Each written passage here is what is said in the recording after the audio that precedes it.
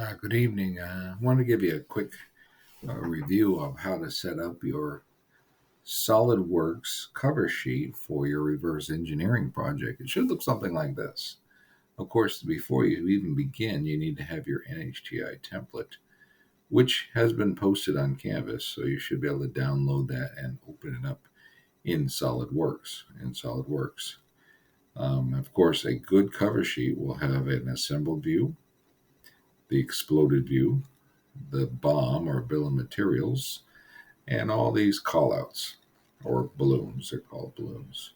So those are the things you're going to need. So I'm going to start from scratch. I'm going to close this out. I'm going to go back and we're going to open our NHTI template. Let's see if we can find one. I have one right here. You should save that right off the bat and place it in your folder so that you'll have it. Oh my gosh. I want to go back to the older version. Apparently, it was saved over, which is not good. I'm basically deleting the views that are on it because your template should be blank.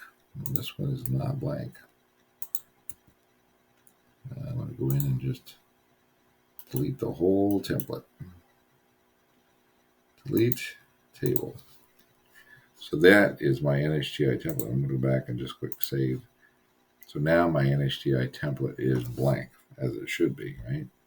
So after you open it up, once you open it up, the first thing you should do is go to File, Save As, and make it your project.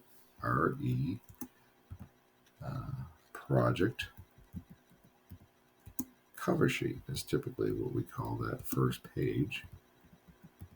Boom, project cover sheet. There. Now we're ready to start bringing in parts of our things. You just go to Draw, Model, Browse. You're going to go browse for your part. Hopefully you have all your parts saved in one space.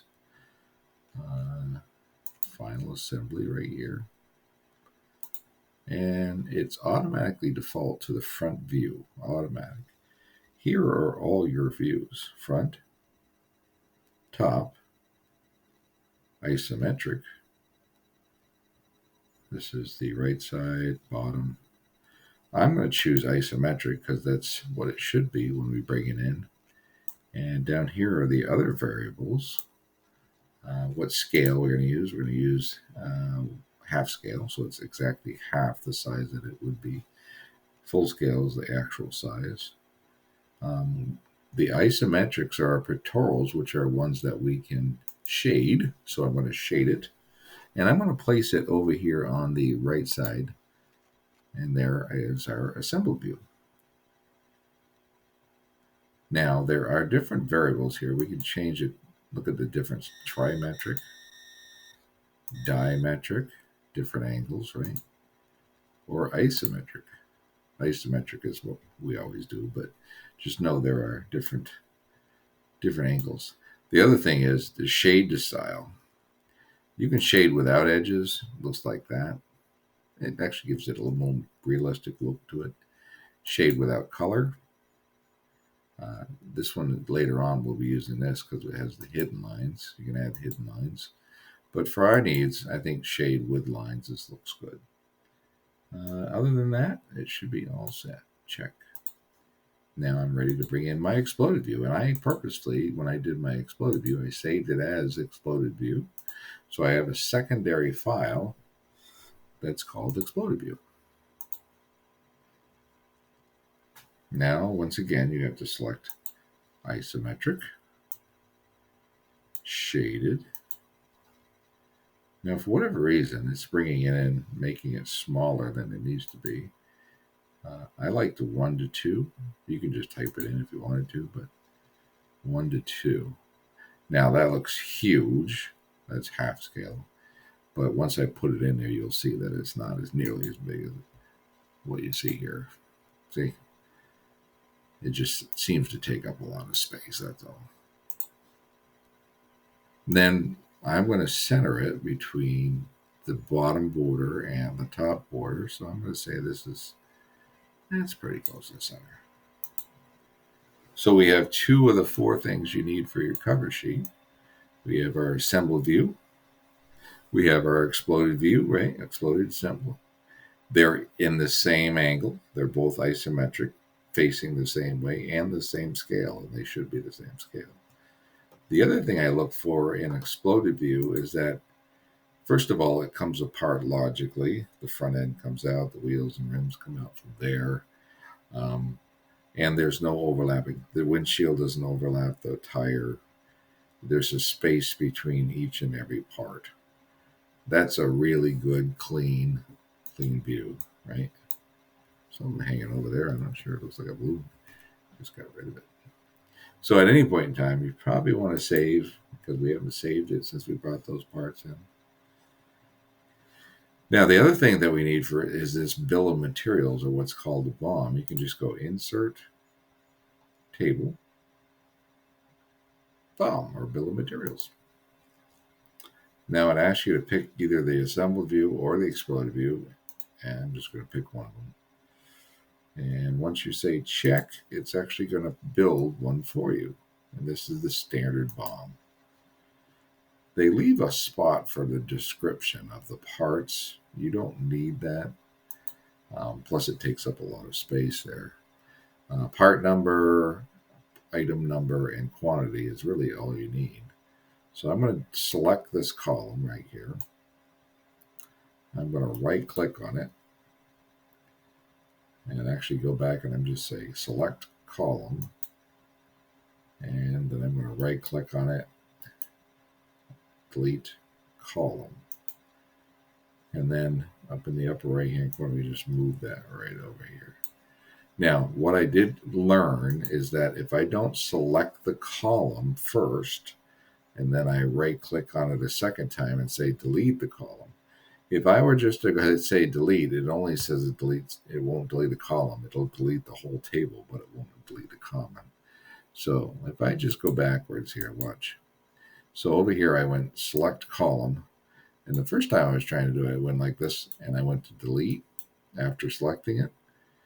Look, it only tells me I can delete the whole table, but I don't want to delete the whole table. I want to delete a column. That's why you have to go back and say, I want to select the column, and then right click on it.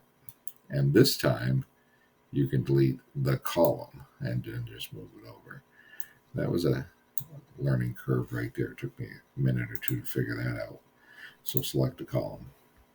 So now we got 3 out of the 4 items, and we're ready to put in the last couple here. We're going to go Insert, Annotate. Annotate is label or dimension. Balloons. Once I have my balloons ready, which is neat, it already knows the name of the part, so I'm just going to bring it in. As soon as I get close, boom, there's my balloon. They can't be vertical. They can't be horizontal. They're always trying to about the equidistance away, and you don't have to worry about even numbering them because it's going to remember the numbers from the BOM that we had. So only one balloon per part. So I know I have 4 wheels, but I only need to label one of them. So which one am I going to label? I guess this one. And I'll pick on this one right here. Let's see, I haven't got my rim yet, so I have to figure out where I'm going to put the rim. Maybe here. And there are our balloons. Once again, you only need one balloon for the rims. I know I have 4 rims, but I only need one balloon, one label for them. Once they're in place, a couple things about them. You can always modify them or move them or delete them, re-put them in, like you can move this out. I get some people that seem to want to make these go way out. I'm not sure why. That's like way too far. I want them close or closer. And the other thing I look for is whether or not the balloons are pointing at the object. Sometimes I get people who put them right over here, like they're not even pointing at the object. It's nice when they're pointing at the object, so you can, at the center of the object even, so you can really see it clearly. So when I go to look at a good cover sheet, is this centered between the top, bottom of the bomb and there? So is it centered right there? Is this centered between the top border and the bottom border? It looks like it's pretty good. This is all filled out, all caps over here. That's good.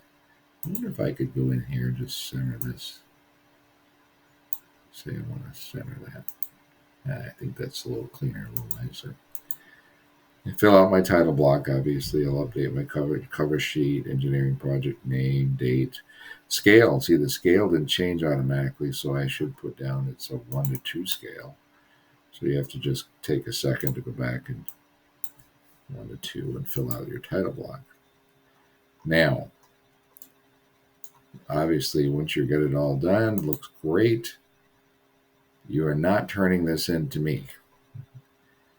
Because if you turn it into me, I need all the parts and everything. And there's a way to do that. You can do a pack and go. But I would prefer that you do File, Save As, and we're going to save it as a PDF.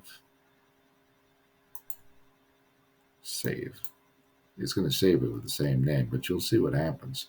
It's basically taking a picture of it, right? It takes a picture of it right there. See, I can open that up when you turn it into Canvas and look at it, and I can evaluate it right there. And that's what I want you to turn in. I want you to turn in the PDFs. Don't turn in the SolidWorks file because I can't really open it up. So that is how you would put a cover sheet together. Thanks for listening.